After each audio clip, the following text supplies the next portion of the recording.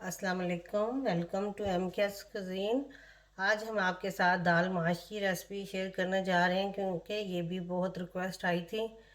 ये इफ़त ने, सदफ़ ने, सोफ़िया ने और तबस्सुम ने ये रिक्वेस्ट की थी कि दाल माश की रेसिपी हमारे साथ शेयर करें।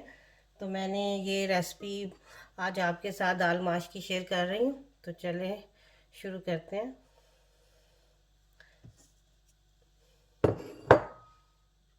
तो दाल माश के लिए जो चीज़ें चाहिए वो कुछ इस तरह है। मैंने 3 पाव के हिसाब से बना रही हूँ, लेकिन मैं आपको जो चीज़ें हैं वो 1 पाव के हिसाब से बताऊँगी। मुझे ज़्यादा चाहिए थी इसलिए मैं ज़्यादा बना रही हूँ, लेकिन आप एक फैमिली को सिर्फ 1 पाव ही काफ़ी होती है। तो लेकिन मुझे कुछ ज़्यादा चाहिए थी इसलिए मैंने 3 पाव लिए। तो आप 1 कप लें तो वो 1 कप 1 पाव के बराबर होता है। 1 किलो में 4 कप बनते हैं। तो मैंने ये भी आपको बता दिया कि ताकि आपकी आसानी हो। तो 1 कप ले लें दाल, आप 1 चम्मच ले लें आप सुरख मिर्चों का, ये 1 चम्मच ले लें चाट मसाला, और ये साबुत ज़ीरा, साबुत ज़ीरा ये है जो कि 1 टीस्पून है। और फिर धनिया है, वो भी सूखा धनिया का पाउडर जो सा है वो भी 1 टीस्पून है।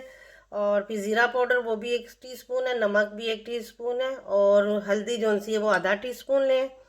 फिर उसके बाद मेरे पास 1 टीस्पून है लहसुन की पेस्ट, और 1 ही टीस्पून है अदरक की पेस्ट के। 3 टमाटर लिए, 2 प्याज लिए, और फिर ये नींबू लिया है मैंने, ये बाद में गार्निश के काम आएगा। साथ हरा धनिया होगा, हरी मिर्चियाँ होंगी, वो जब मैं गार्निश करूँगी तो वो मैं आपको बताऊँगी वो बाकी की चीज़ें कैसे डालनी है।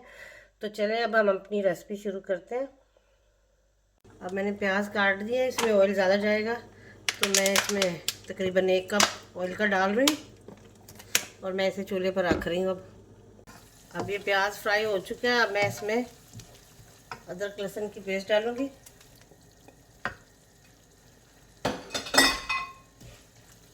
और फिर इसे भी फ्राई करूँगी थोड़ा सा।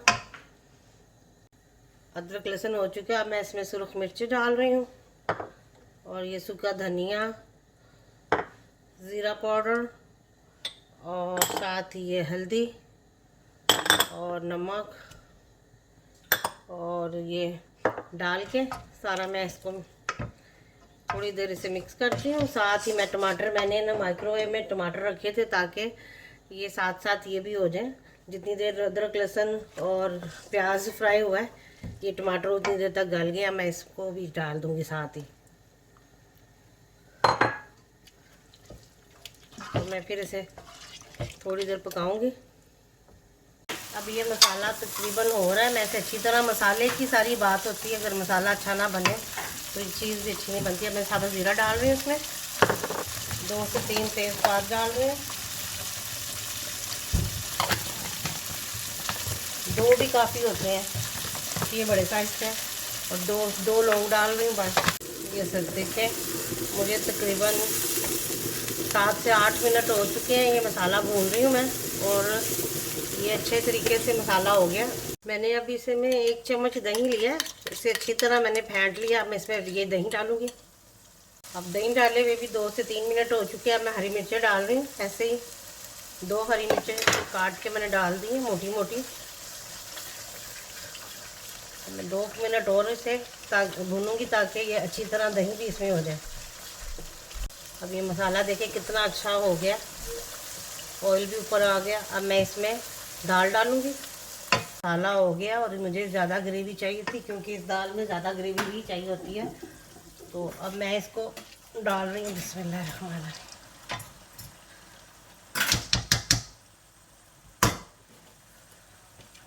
तो अब मैं थोड़ा सा इसे भून के इसमें पानी डालूँगी।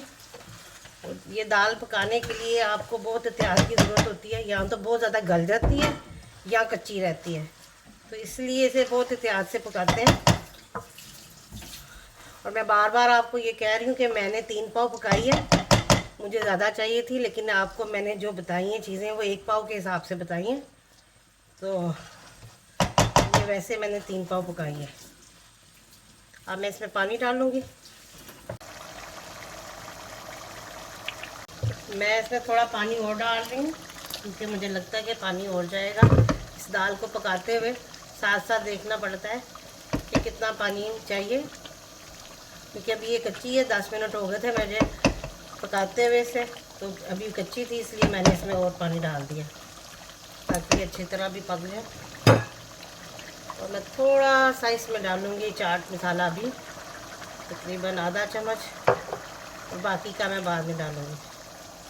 बिल्कुल हल्का, आधे चम्मच से भी कम डाला मैंने, ताकि थोड़ा सा दाल के अंदर भी फ्लेवर आ जाए। 15 मिनट हो गए पकते हुए। मैं थोड़ा सा नींबू डालूँगी, बिल्कुल थोड़ा सा डाला मैंने। बस इसे आहिस्ता आहिस्ता हल्की आंच पे मैं पका रही हूँ।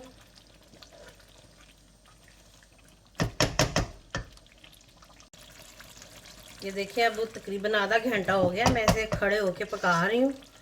और इस दाल को बहुत ही एहतियात से पकाना पड़ता है, क्योंकि ये नीचे लग जाती है या पानी ज़्यादा हो तो गल जाती है।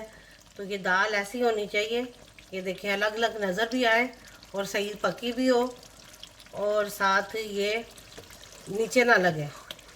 तो इसे बहुत एहतियात से पकाना पड़ता है, तभी ये मज़े की बनती है। तो ये तकरीबन आधा घंटा हो गया मुझे बनाते हुए, तो अब ये पक चुकी है। मैं इसे थोड़ा सा अब और पकाऊंगी, फिर उसके बाद बाकी की चीज़ें डाल के इसे डिश आउट करेंगे। ये देखिए ये दाना अलग अलग नज़र आ रहा है, इस तरह नज़र भी आना चाहिए, और ना ही ज़्यादा हार्ड हो। अगर सख्त हो दाल तब भी अच्छी नहीं लगती, और नरम हो तब भी अच्छी नहीं लगती। तो ये तकरीबन अब पक चुकी है।